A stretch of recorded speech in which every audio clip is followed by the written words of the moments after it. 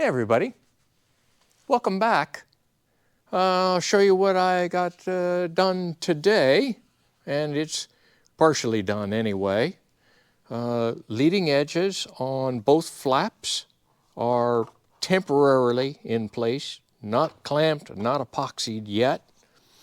These are the cutouts for the hinges here and around here.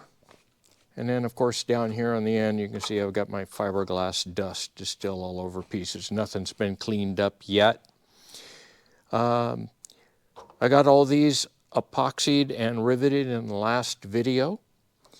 So this is the next piece. You can see I've got what they call the false ribs in here, just temporarily. They're marked for their location.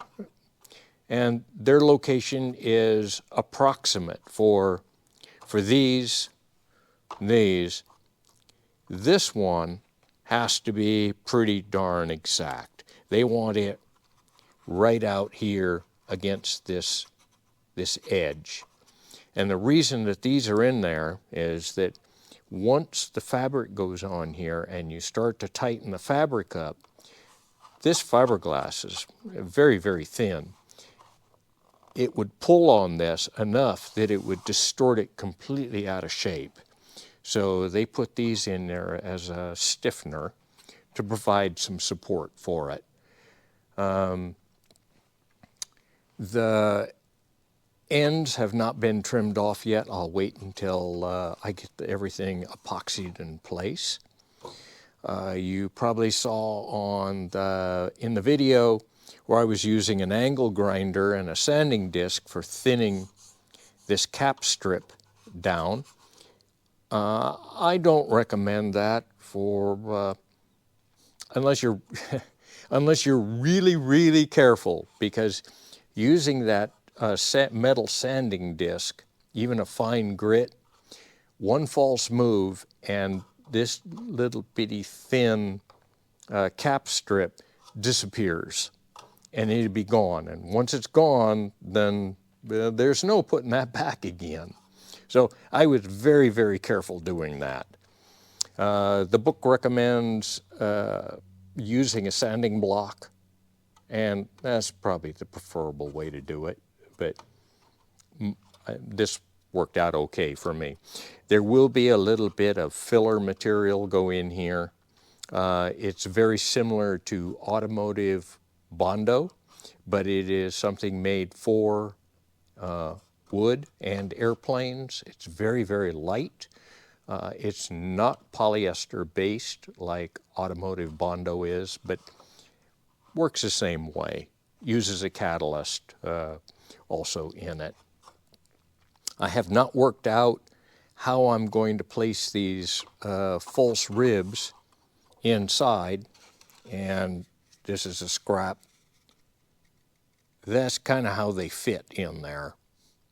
And I think what I'm going to do is when I pull this off, the false ribs seem to want to stay in place.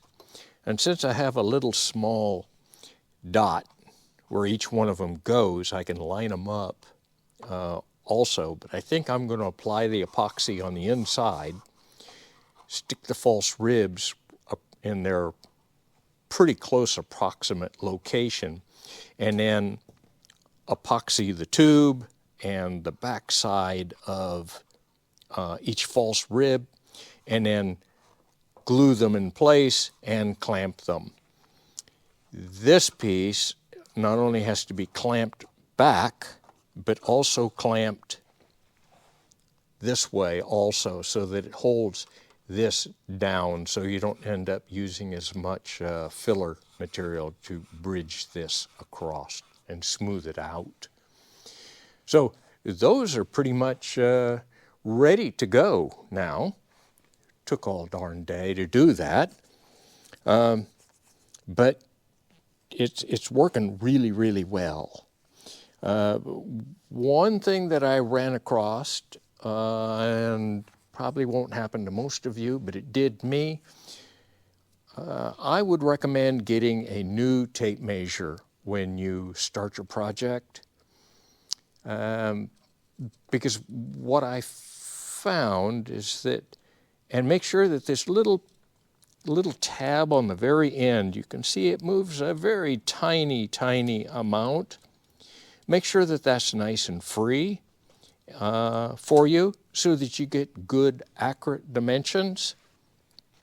I was using 2 tape measures when I first started the build, and my dimensions weren't ending up the same. And what I found out is my old favorite, I happen to use Stanley's, just a brand that I like. I like this one. It's only 12 feet, but it fits in my hand easy. It fits in my pocket well too. And I was using it, and I was using this one at the same time. What I found out though was my dimensions were off on a lot of things, and I couldn't figure out what was going on. Well, what I found out was, if I get it up here close, you can see it's missing a rivet in the end. And this piece, when it moves in and out, is, you see, it's pretty loose. Well, I was introducing error into my dimensions. Luckily, it was on parts that weren't critical, and I was finally figuring things out. It was when I made this tray. So it wasn't as critical as these. These you can get into a domino effect. So if this dimension from the back of the tube to the trailing edge isn't as perfect as you can get it, then the dimension from the trailing edge to the hinge point isn't right. From the hinge point into the hinges on the back of the wing ribs is not right, and you get into creep. I try and keep everything down to a 64th of an inch. That's 16 thousandths of an inch. I want it to be as perfect and as close as I can get it.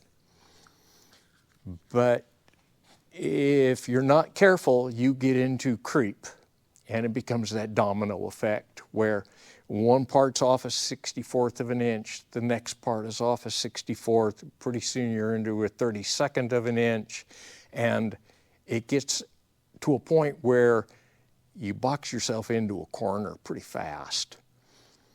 And that might work great for framing a house.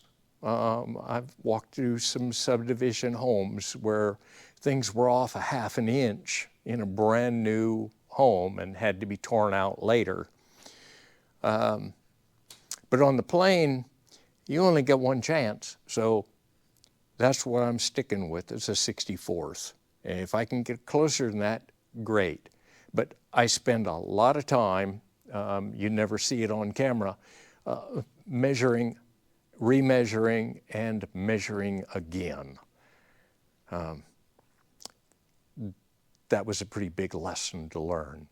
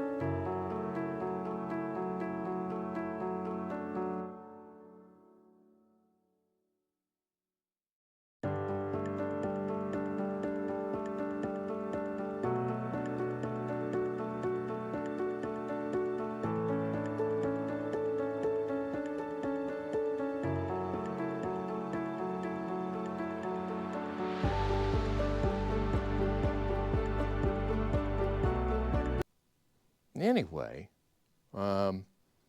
it's a nice day outside. The wind is blowing like crazy. That's why I'm in the shop with the lights on today. And now I get to go mow the lawns. It's okay. I like mowing lawns too.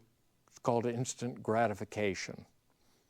Anyway, I hope you're having a great day. I am.